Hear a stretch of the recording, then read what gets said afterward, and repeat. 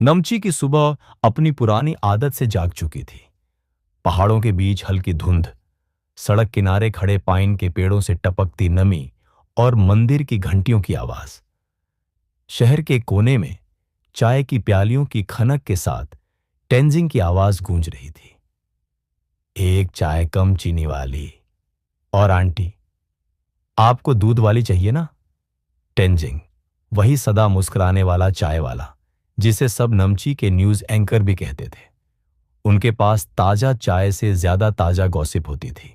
उनके बगल में बैठी थीं Doma aunty, mismatched sweater, oversized चश्मा और जासूसी वाली निगाहें। अरे सुना क्या, सीमा की झोपड़ी जैसी दुकान खुल गई है, उन्होंने नाक सिकोड़ते हुए कहा। टेंजिंग ने मुस्कुराकर जवाब दिया, आंटी, उस झोपड़ी में बड़ा सपना रखा है, लगता है डोरजी स्टोर को टक्कर देगी अब। डोमा आंटी ने जोर की हंसी लगाई। डोरजी को तो हार्ट अटैक आ जाएगा। सीमा राय, एक तेज निगाहों वाली शांत चेहरे वाली महिला जिसने हाल ही में एक पुरानी दुकान किराए पर ली थी।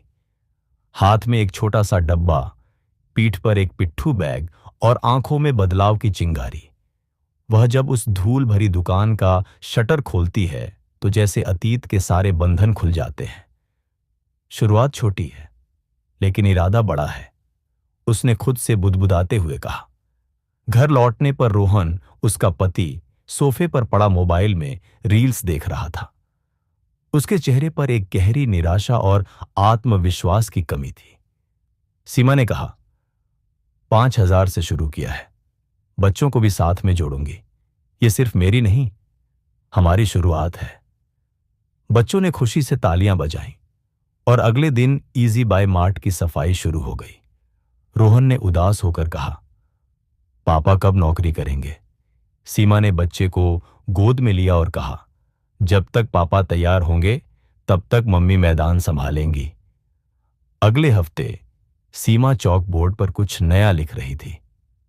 पैसे नहीं, कोई बात नहीं, लेकिन झूठ मत बोलना।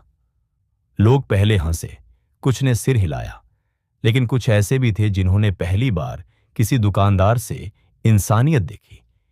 एक दिन उसने दुकान के बाहर बच्चों के लिए फ्री ड्राइंग कॉन्टेस्ट रखा। कोई उम्मीद नहीं थी कि भीड़ आएगी, लेकिन जैसे ही रंगीन क्रेयॉन्स, गुब्बारे और चॉकलेट्स बच्चों के सामने रखे, माहौल बदल गया। माँ, दीदी सबसे अच्छी हैं, एक बच्चा बोल पड़ा। डोमा आंटी दूर से देख रही थी। टेंजिंग ने चाय की प्याली थमाते हुए कहा, देखा आंटी, ये है असली मार्केटिंग, दिल जीतना। कुछ ही हफ्तों में सीमा की दुकान में लोगों की आवाजाही बढ़ गई। ग्रोसरीज, स्टेशनरी, यहां तक कि मास्क भी उसी दुकान से लेने लगे लोग। सीमा ने एक कोना बच्चों की पढ़ाई के लिए रखा, लर्न एंड ग्रो, जहां वो मुफ्त में बच्चों को पढ़ाती। कोई महिला अपने बच्चे को लाती तो वो कहती, दीदी, स्कूल में मन नहीं लगता इसका। सीमा जवाब देती, तो यहां लगेगा, इधर स्कूल कम, परिवार ज्यादा है। इसी बीच रोहन ने भी धीरे धीरे बदलाव दिखाना शुरू किया। पहले तो उसे ग्रोसरीज डिलीवर करने को कहा गया। उसने पहले टालमटोल किया, फिर बच्चे बोले, पापा को डिलीवरी किंग नाम देंगे। रोहन ने मुस्कुराकर स्कूटर उठाया, ठीक है, डिलीवरी किंग निकल पड़ा है। डोरजी स्टोर अब परेशान था। डोमा आंटी को बुलाया गया, कुछ कर वरना हमारा धंधा ठप्प हो जाएगा। डोमा आंटी फैंसी गॉगल्स पहनकर इजी बाय मार्ट आई।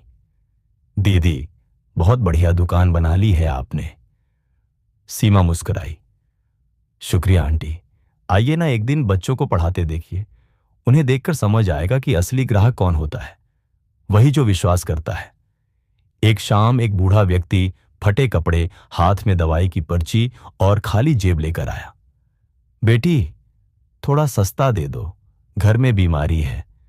सीमा ने बिना कुछ कहे दवाइयां, एक बिस्किट पैकेट और गर्म पानी दे दिया। वृद्ध की आंखें भर आईं। बेटी, तू बड़ी होकर भी छोटी लगती है, पर तेरा दिल बहुत बड़ा है। इस घटना को एक स्कूल टीचर ने देखा और इंस्टाग्राम पर पोस्ट कर दिया। एक महिला, एक दुकान और 100 लोगों की उम्मीद। हैशटैग ट्रेंड करने लगा। टेंजिंग चाय बनाते बनाते बोले, अब तो सेलिब्रिटी वाली दुकान हो गई है। गली के बच्चों से लेकर महिलाएं सब दुकान पर आने लगे। अब सीमा के पास ग्राहक नहीं, परिवार था। एक दिन शाम को जब स्टॉक खत्म हो गया तो लोग फिर भी बैठे रहे। दीदी, आपसे मिलकर ही अच्छा लगता है। ये शब्द सीमा के लिए किसी इनकम से कम नहीं थे। और फिर एक दिन फोन पे एक ऑफिशियल मेल आया। वुमन ऑफ सब्सटेंस 2025 अवार्ड के लिए सीमा का नाम चुना गया।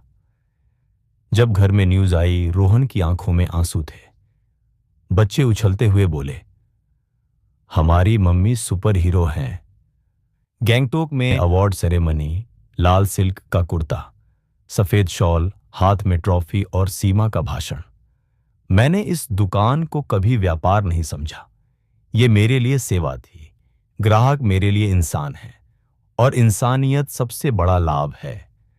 जब वह घर लौटी, पूरा नमची तालियां बजा रहा था। बच्चों ने दौड़कर गले लगाया। डोमा आंटी भी आ गईं। दीदी, आपको तो एमएलए बनना चाहिए, टेंजिंग ने कहा। आंटी, पहले चाय पी लीजिए, फिर प्रचार शुरू कीजिए। सीमा अब विजन बोर्ड पर अगला टारगेट लिख रही थी। नेक्स्ट गोल, ऑनलाइन ऑर्डर्स। और उस शाम ढलती धूप में सीमा और रोहन कॉफी शॉप के बाहर बैठे थे।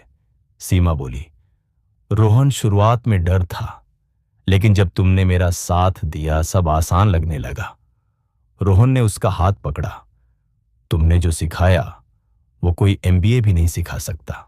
अगर आप जिंदगी में कुछ बड़ा करना चाहते हैं तो सबसे पहले खुद पर भरोसा कीजिए। दूसरा, किसी के लिए कुछ अच्छा करने से कभी पीछे मत हटिए। सीमा की तरह स्मार्ट बनने से ज्यादा जरूरी है सच्चा और संवेदनशील बनना, क्योंकि वही ट्रिक सबसे ज्यादा असर करती है। इंसानियत वाली ट्रिक।